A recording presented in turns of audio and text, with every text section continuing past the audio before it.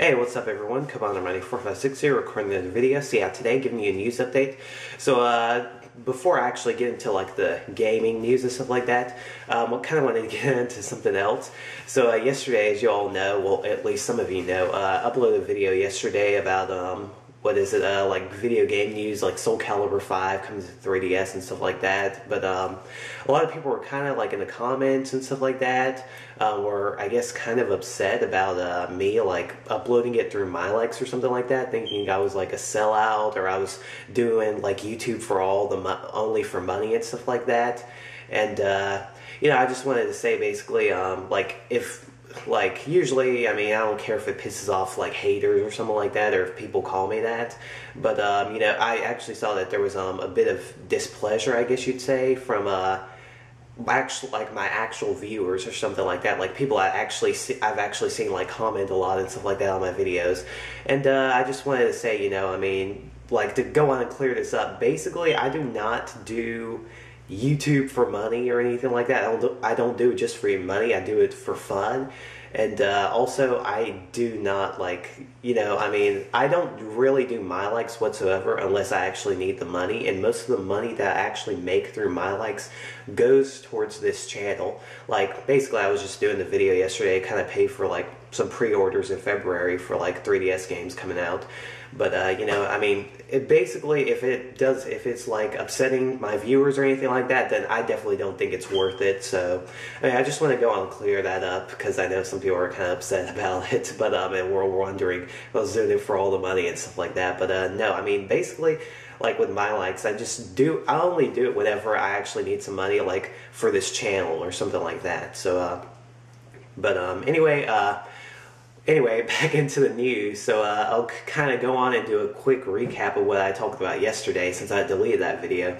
Because I was just like, you know, it's not worth it. I don't want to have so much trouble or anything like that with just a ton of people asking me questions and stuff like that. I'll just clear it up today. So yeah, anyway, we got some great info on Kid Icarus Uprising. A ton of info released on Nintendo Power. So they were talking about the gameplay and stuff like that, how it's very fast, very frenetic, and basically you never get an actual break when you're playing the game. You basically have to be on your toes all the time, like ready for anything, because the game is full of surprises.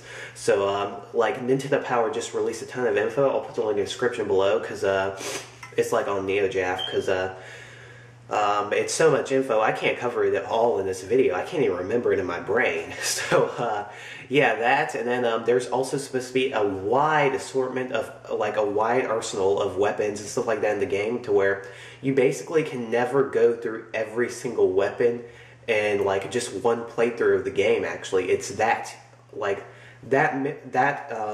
a huge wide range of weapons that you can choose from in the game.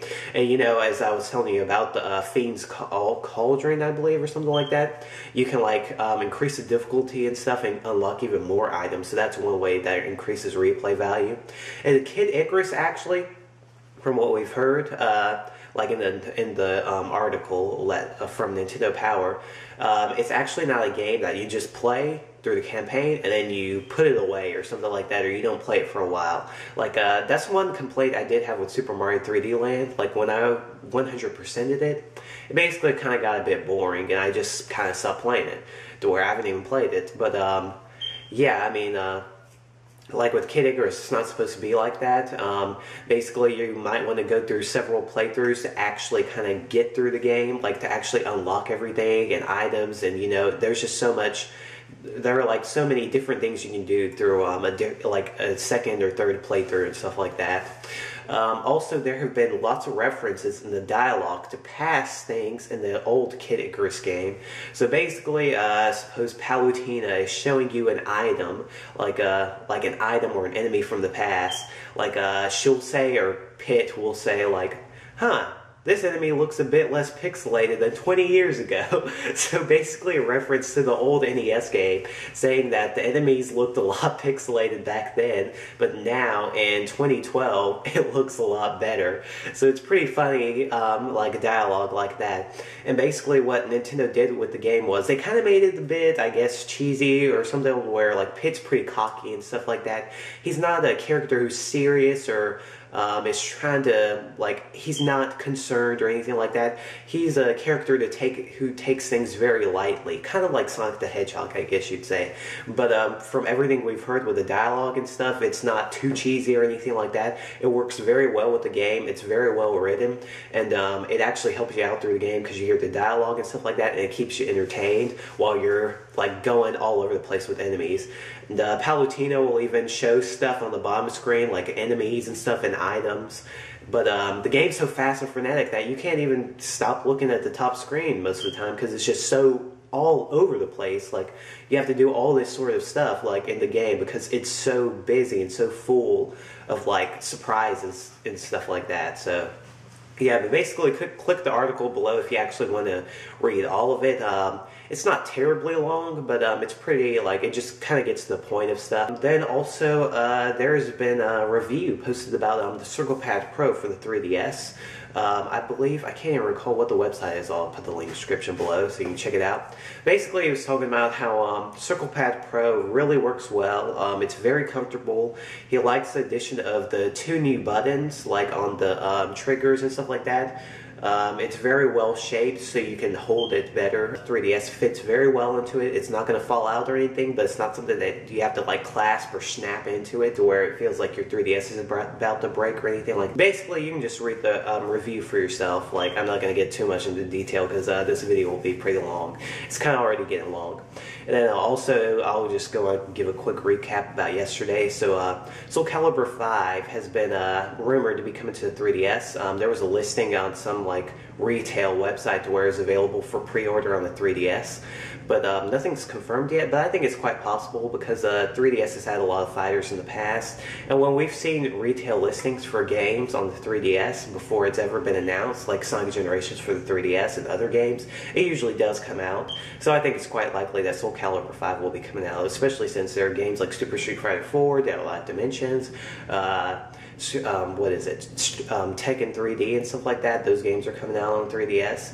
And I've never heard too much about the Soul Calibur series besides that, you know, Link was in one of the games, and then also the game is kind of similar in some ways to the way the characters dress, like Dead or Alive Dimensions, but a bit more so, actually. So if you know what I'm talking about. And then also, turns out that Naughty Dog is preparing for the next generation of consoles, probably by Sony, most likely, since Sony owns Naughty Dog. But they're trying to hire a person who can make 1 million polygon characters.